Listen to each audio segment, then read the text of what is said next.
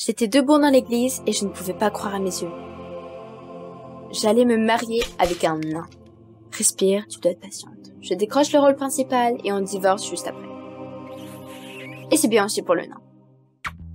Il s'appelle Nick, c'est un réalisateur célèbre, mais personne ne lui a donné d'argent pour un nouveau projet. Puis sa riche mère lui a proposé de payer le tournage, mais seulement si son fils se marie. Tout récemment, j'ai obtenu mon diplôme de l'Institut du théâtre, mais ils m'ont appelé que pour être une ex. Et quand le nain m'a proposé un marché, un rôle de cinéma en échange d'un faux mariage, j'ai immédiatement accepté. Dès que la cérémonie s'est terminée, j'ai vu un appel manqué de Dylan, mon vrai petit ami. Nous nous sommes rencontrés sur le plateau et ce fut le coup de foudre. Mon Dieu, je ne veux pas que Dylan sache ce que je fais. C'est un vrai cinglé. J'ai menti aux invités en leur disant que j'avais besoin de prendre l'air et je suis sortie. Juste au moment où j'allais rappeler, j'ai entendu mon prénom. J'ai failli faire tomber mon téléphone de peur. Mais quand je me suis retournée, j'ai vu le nain. Nick m'a remercié pour mon aide et soudain, nous avons entendu le claquement de talons. La mère de Nick, Hélène, est venue nous voir. Et si elle nous entendait et réalisait que le mariage était faux. Mais ma belle-mère a souri et a dit que nous étions un couple très beau. Je me suis immédiatement assise et j'ai embrassé Nick. Oui, nous sommes parfaits l'un pour l'autre. Ma belle-mère a demandé ce que nous avions prévu pour notre lune de miel. Nick et moi nous sommes regardés en silence. Aussitôt, elle a proposé qu'au lieu de partir quelque part, qu'on la passe dans leur luxueuse villa. La vraie vie de famille, n'est-ce pas génial? J'avais vraiment peur. Quelle villa? J'ai un tournage à faire. Et si sa mère soupçonne un truc? Nick avait l'air agité et remerciait sa mère confusément. Il n'avait pas le choix, et moi aussi j'ai joué le jeu. Juste après le mariage, nous sommes allés à la villa. J'espère que ça ne durait pas longtemps, mais quand j'ai vu la maison, j'ai haleté. Sa mère avait clairement de l'argent. Elle nous a conduits à notre chambre. Après tout, un mari et une femme devraient vivre ensemble. Dormir à côté d'un nain? J'étais furieuse. Mais nous n'avions pas le choix, nous avions besoin de cet argent pour le film. Au bout d'un moment, ma belle-mère nous a appelés dans la cuisine et nous a dit que nous allions préparer le dîner ensemble. Comme une vraie famille. Mais je ne supportais pas de cuisiner. C'était plus facile de commander des sushis. Je l'ai chuchoté à Nick, qui m'a répondu qu'il était aussi un zéro complet en cuisine. L'amour se découvre dans la cuisine, a plaisanté vicieusement la belle-mère. Pendant que je coupais des oignons et que je pleurais, Nick essayait de détendre l'atmosphère. Et il s'est mis à jongler avec des carottes. Quel cinglé! J'ai même trouvé ça drôle. Soudain, mon téléphone a vibré. L'écran a clignoté chéri. J'ai failli avoir une crise cardiaque. Et si sa mère le voyait? J'ai pris le téléphone en versant presque le poêle à frire. J'ai promis à Dylan que je le rencontrerai aujourd'hui. Allons, tu es une actrice. Je me suis tapé le front et j'ai dit que je devais me rendre à un casting important. Sa mère m'a lancé un regard suspect, mais j'avais déjà appelé un taxi. Dylan m'attendait déjà au restaurant. Quand je suis arrivée, il m'a demandé avec amertume pourquoi je ne portais pas de robe. Après tout, il aimait ma silhouette. J'ai embrassé mon bien-aimé et je me suis excusée. Je n'avais pas le temps de choisir une tenue. Dylan a froncé les sourcils, mais il m'a pris la main. Et il a dit qu'il voulait emménager avec moi. Oh, j'attendais ça depuis si longtemps, mais maintenant, j'ai presque hurlé de frustration. Dylan ne savait pas que j'avais emménagé avec le nain depuis 1 mois. J'ai dû mentir en disant que je vivais maintenant avec ma tante malade, dont il fallait s'occuper. Dylan n'a rien dit et m'a seulement demandé de payer quand la facture est arrivée. Il a oublié son portefeuille, mais ça peut arriver à n'importe qui. Il m'a proposé de me déposer. Je me suis sentie coupable de ne pas avoir accepté d'emménager, alors j'ai hoché la tête. Il m'emmènerait à la villa et ensuite, je trouverai une solution. Quand nous sommes arrivés, je lui ai demandé de ralentir. Ma tante avait besoin de se reposer. Il ne fallait pas la réveiller. On s'est dit au revoir et je me suis précipitée dans la maison. Si seulement personne ne voyait. Dans le noir, je n'arrivais pas à faire entrer la clé dans la serrure. Finalement, je l'ai fait. J'étais presque dans la chambre quand les lumières se sont allumées. Ma belle-mère se tenait devant moi en chemise de nuit. Elle m'a regardé d'un air réprobateur. Où étais-tu pour si longtemps? J'ai laissé échapper la première chose qui m'est venue à l'esprit. J'allais juste courir. Une femme doit se maintenir en forme. Ma belle-mère a rétréci ses yeux. Dans ce cas, elle serait heureuse de me tenir compagnie. Quoi? Elle s'est vite changée et nous sommes partis courir. J'espère qu'elle s'essoufflerait, mais non. Ma belle-mère m'a dépassée et j'étais à peine capable de marcher. Après notre course, j'étais si épuisée que j'ai à peine réussi à me coucher. Nick a décidé de dormir par terre, ce dont je lui ai très reconnaissante. Mais quelques heures plus tard, ma belle-mère a frappé à la porte. J'ai sauté, j'ai commencé à réveiller Nick. Elle ne peut pas voir que nous dormons séparément. Sa mère tournait déjà la poignée de la porte et il n'y avait rien à faire. J'ai attrapé Nick qui dormait et je l'ai traîné au lit de toutes mes forces. À ce moment, Hélène est entrée dans la chambre. Ma belle-mère nous a regardés d'un air vif, puis a soudain annoncé qu'elle avait une autre surprise. Encore? J'en avais assez de ces surprises. Elle a remis quelques certificats et a déclaré « La vie familiale n'est pas seulement une routine, mais aussi une expérience commune. Nous allons sauter avec un parachute. » Nick a bâillé et j'ai transpiré. J'avais le vertige. Mais Nick a chuchoté. Nous ne passons pas beaucoup de temps ensemble. Ta belle-mère va se douter de quelque chose. Tu ne peux pas refuser. Nous nous sommes réunis et avons attendu sa mère. Mais au bout de quelques minutes, elle est sortie et elle a dit que ses plans avaient changé. Nous devions y aller nous-mêmes. Elle se moquait de nous? Nick a remarqué que j'étais inquiète et il a essayé de détendre l'atmosphère tout du long. Ok, peut-être que ce n'était pas si effrayant. Mais quand j'ai vu l'hélicoptère dont nous devions sauter, j'ai eu du mal à respirer. Ok, je ne veux pas y aller. Soudain, Nick a mis son bras autour de moi et m'a gentiment demandé ce qui se passait. Et j'ai admis que j'avais très peur des sauteurs. Mais Nick a dit que c'était bon. De toute façon, pourquoi on devait faire ça si sa mère n'était pas là? Mais elle a dit de passer du temps ensemble. C'est ce que nous allons faire, dit Nick avec un sourire narquois. Nous avons passé le reste de la journée au parc d'attractions.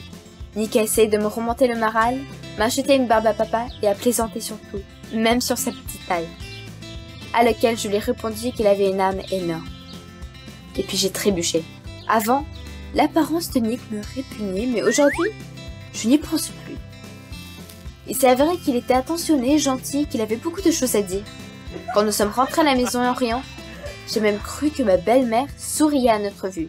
Le soir, nous avons longuement discuté. Et puis Nick a dit qu'il s'amusait avec moi, mais qu'il se sentait seul. C'est compréhensible, je suis un nain, s'est poursuivi. Mais j'ai protesté. Ce n'est pas les questions, je me sens aussi souvent triste. Mais tout va bien avec ma stature. Et je me suis demandé, pourquoi je dis cela? J'ai un petit ami, Dylan. Mais j'ai réalisé que nous n'avions jamais eu une conversation à cœur ouverte avec lui comme ça. Cette pensée m'a terrifiée. Je dis bonne nuit à Nick et je me suis retournée vers le mur. Le lendemain, Nick et moi sommes allés faire des courses pour le compte de sa mère. Et quand nous sommes revenus, ma mâchoire a failli tomber. Ma belle-mère était assise avec Dylan en train de boire du thé. Mais qu'est-ce qui se passe? Je ne comprenais pas, mais Dylan est venu vers moi, a mis son bras autour de moi et m'a dit qu'il était très heureux de rencontrer ma tante. Puis il m'a embrassé sur la joue et a ajouté « Je te souhaite, nain, de trouver une fille comme ma beauté. » Ce fut un échec. Je regardais ma belle-mère avec horreur. Elle m'a dit de sortir de là avec mon petit ami. Nick était silencieux. Les larmes ont commencé à monter dans mes yeux. J'étais si près de pleurer et Dylan ne savait toujours pas ce qui s'était passé. Dans la rue, il m'a dit que ma famille se calmerait bientôt et que nous pourrions déménager. Et que nous n'aurions même pas payé de loyer. Pendant que j'essayais de rassembler mes pensées, il nous a appelé un taxi. Nous avons roulé en silence. Et à l'arrivée, Dylan m'a de nouveau demandé de payer. Il a dit qu'il avait encore oublié son portefeuille. C'était comme une gifle. Attends. Tu sors avec moi juste pour que je puisse payer pour toi partout? Dylan ricana. Ce n'était certainement pas à cause de ma personnalité. Oh là, j'ai crié que nous nous séparions. Comment pourrais-je aimer cet imbécile? Je suis retournée à mon appartement et j'ai pleuré pendant longtemps. Quelque chose s'est brisé en moi. Mais j'ai été réveillée par le grondement de mon propre estomac. J'ai dû aller au magasin. Par l'habitude, je suis allée au rayon des produits semi-finis, mais je me suis soudain arrêtée devant l'étagère avec des oignons, en me rappelant comment nous cuisinions avec toute la famille, même si c'était faux. Mon Dieu, ils m'ont manqué? Mais à la maison, je ne pouvais pas manger un morceau. Nick me soutiendrait certainement en ce moment. La pensée de lui me réchauffait le cœur. Pourquoi est-ce que je pensais tant à lui? Puis, mon téléphone a vibré. C'était Nick. J'ai décroché le téléphone et j'étais sur le point de m'excuser lorsqu'il m'a informé avec empressement que ma belle-mère était à l'hôpital. J'ai sauté. Que s'est-il passé? Nick a murmuré qu'elle avait un problème cardiaque, que son dernier souhait était de me voir. Je n'avais pas le temps de réfléchir, alors je me suis précipitée à l'hôpital. Ma belle-mère était inconsciente et Nick était assis près de son lit, l'air triste. Il m'a regardé et m'a dit avec un sourire triste qu'il était désolé que cela soit terminé ainsi. Nous étions une famille heureuse, mais pas une vraie famille. Mais il me comprenait. J'avais un petit ami, normal. Pas un nain. Une grosseur s'est levée dans ma gorge. Je suis désolée, c'est de ma faute. Nick, tu sais, si on pouvait recommencer à zéro, ce serait tout différent. Il allait dire quelque chose, mais ensuite, ma belle-mère a bougé. Nous avons sauté par surprise. Et elle a souri et s'est joyeusement relevée du lit. Mais qu'est-ce qui se passe? Sa mère arrive. Puisque tout le monde était là, il n'y avait pas besoin de rester à l'hôpital. Nous rentrions tous à la maison. Nick et moi, nous nous sommes regardés sans rien dire. Sa mère a admis qu'elle avait fait semblant d'être malade afin de réunir la famille. Vous, les acteurs, vous pouvez faire semblant d'être mariés, mais moi, je ne peux pas être actrice. Elle a ajouté qu'elle était sûre dès le début que Nick et moi étions faits l'un pour l'autre. Je regardais Nick en souriant. Et tout s'est mis en place. Je rentrais à la maison, je me suis sentie heureuse pour la première fois depuis longtemps. J'avais une famille, un foyer et un vrai mari qui avait vraiment besoin de moi. En chemin, Nick a reçu un SMS et il a soudain retrouvé le sourire. Il y avait des investisseurs qui étaient prêts à financer son film. L'argent de sa mère n'était plus nécessaire. Il m'a regardé et m'a demandé si je voulais jouer le rôle principal dans le film. J'étais heureuse, mais après avoir réfléchi, j'ai dit que j'irais au casting, comme tout le monde, et j'ai fait un clin d'œil. Si notre famille n'a rien contre une femme qui travaille. Mais ce n'est pas le rôle qui m'a rendue heureuse ce soir-là. Je regardais Nick et j'ai vu non pas comme un nain effrayant, mais comme un être aimé. Et c'est vrai que les regards peuvent souvent être trompeurs. Mais maintenant, je n'étais définitivement pas due. Le téléphone a vrombi. C'était Kaya, ma sœur. Elle paniquait, disant quelque chose à propos de son copain, un lit, une sorte de sous-sol. Elle me suppliait d'être sauvée, et la connexion fut interrompue. Quoi encore? Ma sœur criait toujours au loup et faisait des blagues, ce qui me frustrait. J'arrivais toujours pour la sauver, mais à chaque fois, j'arrivais face à face avec une de ses blagues ou farces. Elle ne m'aura pas cette fois-ci. Je l'ai rappelée, mais elle n'a pas répondu. Je l'ai appelée au moins 100 fois. Et si quelque chose de sérieux lui était arrivé? Kaya était si convaincante, mais si c'était une farce encore, je la détruirais. Je m'en allais la retrouver, mais quand j'ai passé devant sa chambre, j'ai remarqué son portable ouvert sur la table. Il y avait une conversation avec Mitch sur l'écran. Oh non, est-ce qu'ils étaient ensemble à nouveau? Il lui a écrit qu'il l'attendait chez lui, aujourd'hui, et lui a envoyé l'adresse. Te voilà, sœurette. 20 minutes plus tard, j'étais chez lui. J'ai frappé à la porte, et elle s'est ouverte en même temps. Et si c'était une autre de ses farces? Je lui ai dit que j'étais ici pour ma sœur, mais Mitch a hésité et a dit qu'il ne l'avait pas vue depuis 2 jours. C'était très étrange, et j'ai commencé à m'inquiéter. En remarquant cela, Mitch a suggéré que nous la cherchions ensemble. Il m'a invité à rentrer et à l'attendre pendant qu'il est allé se changer. Mitch vivait dans une maison sympa avec de belles nouvelles rénovations. Il y avait sa chambre style studio au premier étage. Je me suis assise sur le lit et j'ai regardé autour de moi. Il y avait des affiches d'athlètes, des jeux vidéo, des photos de Mitch avec un enfant. Rien de spécial. Juste une manchette bizarre qui sortait du mur. Et puis, j'ai remarqué le sac de Kaya. Eh bien, c'était définitivement une farce dans ce cas. Tu ne peux pas m'avoir cette fois-ci, Kaya. Je devais jouer le jeu avec Mitch. Quand il est revenu, je lui ai dit que nous devrions probablement appeler la police, au cas où ma sœur était réellement en danger. J'ai sorti mon téléphone. Soudainement, Mitch m'a demandé si mon cœur me disait quelque chose. Après tout, nous étions des sœurs et nous devrions avoir une sorte de connexion intuitive. Tu rigoles? Mais j'ai joué le jeu. Et j'ai répondu qu'elle était proche.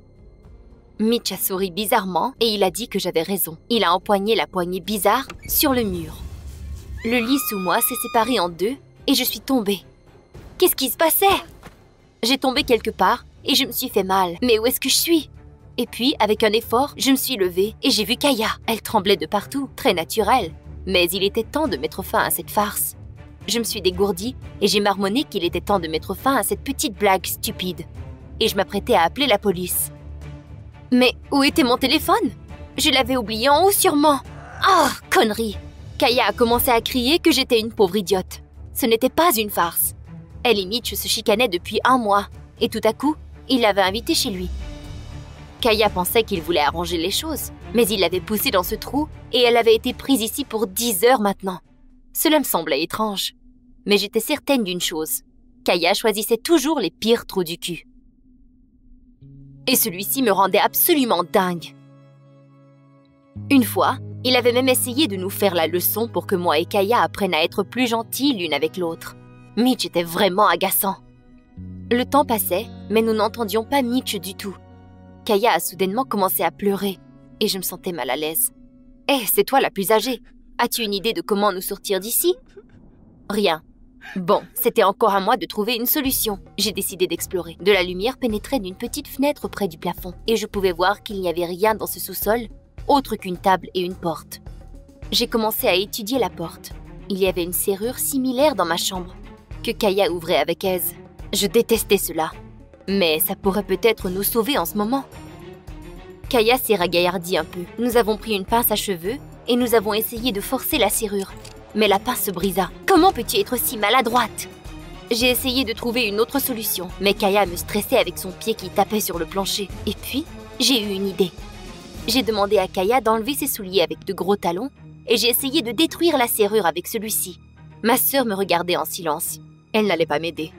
Elle a dit qu'elle était très malade. Oublie ça. Nous allons sortir et je vais te montrer c'est quoi être malade.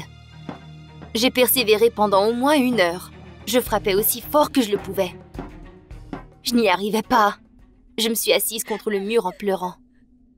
Soudain, Kaya a sursauté et elle s'est exclamée que j'avais raison. Ce n'était qu'une farce. Mais elle était tannée d'être prise ici. Et elle s'était prélassée à me regarder essayer de nous sortir d'ici. Elle est une vraie folle. Seule une psychopathe penserait à quelque chose du genre. Kaya a crié à Mitch d'ouvrir la porte. Tout était fini. Mais il n'y avait que du silence en haut. Elle a commencé à crier à plein poumon et à taper dans la porte. Mais pas de Mitch. Soudain, nous avons entendu des pas. Je voulais sortir d'ici et ne plus jamais lui adresser la parole. Idiote. Et puis, nous avons entendu le son d'une scie à chaîne. Kaya était en panique. Et moi, j'étais vraiment tannée de ces farces imbéciles. Quelle est l'utilité de faire une farce lorsque la personne sait déjà qu'il s'agit d'une farce? Kaya a crié à Mitch d'ouvrir la porte et que les blagues n'étaient plus drôles. Ah, quelle actrice. Ça va prendre encore longtemps, dis. Mais Kaya était en pleurs, répétant que ça ne devrait pas se terminer comme ça. Mitch était censé ouvrir la porte après son signal. Kaya est devenue complètement hystérique. Je pense que je l'ai seulement vue comme ça 1 fois dans ma vie. Quand notre père... Soudain, il y eut de la fumée qui venait d'en dessous de la porte. Quelle espèce d'effets spéciaux s'agit-il? J'ai regardé Kaya et j'ai commencé à me sentir très étrange. Kaya a enlevé sa boucle d'oreille et a essayé de forcer la serrure avec ses mains tremblantes. Je pouvais entendre des lattes de bois craquer en flammes. Et je savais d'après le son que le feu s'approchait rapidement du sous-sol. Mourir brûlée vive était ma phobie. Bien, même s'il s'agissait d'une farce, j'aimerais mieux être une imbécile qui s'est fait prendre que de brûler ici.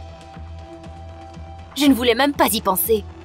Je devais ouvrir la fenêtre le plus vite possible, mais elle était si haute. Kaya a offert de bouger la table, mais elle était si pesante. Nous avons essayé, mais tout à coup, Kaya a commencé à tousser et tousser à cause de la fumée. Oh non, je pense que je vais m'évanouir. Bagel! C'était le petit surnom qu'elle me donnait quand nous étions enfants. Je ne savais pas quoi faire. J'avais peur qu'elle tombe et je suis allée la voir. Et Kaya m'a serrée dans ses bras. Elle n'avait pas réalisé que Mitch était un vrai maniaque. Kaya a parlé du fait qu'elle était si seule depuis que papa s'était fait frapper par une voiture. Maman me donnait toujours toute son attention, car j'étais la plus jeune, et Kaya était laissée pour compte. Elle avait toujours eu un penchant pour les hommes forts. Elle recherchait la force et le support. Alors, elle se ramassait toujours avec des psychopathes. Elle m'a aussi entraînée dans cette histoire maintenant. Kaya a toussé encore. Elle se rempirait. Je lui ai supplié de s'accrocher un peu plus longtemps. Mais je savais qu'un miracle n'était pas possible. Ma sœur a chuchoté doucement qu'elle m'aimait et qu'elle était désolée pour ce qu'elle m'avait fait endurer. Cela faisait si longtemps qu'elle ne m'avait pas dit ça. Pourquoi maintenant? Nous allions mourir. J'ai répondu en pleurant que je l'aimais aussi. Et la porte s'est ouverte. Mitch est entré, avec un sourire. Son sourire a disparu rapidement lorsqu'il a vu que Kaya était inconsciente. Il l'a pris dans ses bras et l'a sortie du sous-sol. Je ne comprenais rien du tout. Quand ma sœur a repris son souffle, Mitch a dit qu'il était désolé, mais que maintenant, nous avions compris. Il a réussi à nous faire comprendre que nous étions très importantes l'une pour l'autre. Il s'avérait qu'il était très contrarié lorsque moi et Kaya nous disputions, car il était le frère aîné et savait lui-même comment important la famille était réellement. Mais après plusieurs tentatives, nous n'avions toujours pas compris. Il a réalisé qu'il devait prendre les choses en main, et il avait un plan. De nous intimider, ainsi nous ferions la paix et nous nous rapprocherions. Il avait pensé à tout, le son du bois en feu, la scie à chaîne et tout ça. C'était un enregistrement et la fumée venait d'une machine à fumer. Était-il satisfait maintenant? Moi et Kaya nous sommes regardés et sans dire un mot, nous l'avons poussé sur son lit et Kaya a tiré le levier. Maintenant, nous allions prendre le thé dans sa cuisine. Je suis si heureuse que moi et ma sœur sommes proches à nouveau. Mitch criait du sous-sol, mais cela ne nous dérangeait pas. Il peut bien attendre là pendant quelques heures pour réfléchir.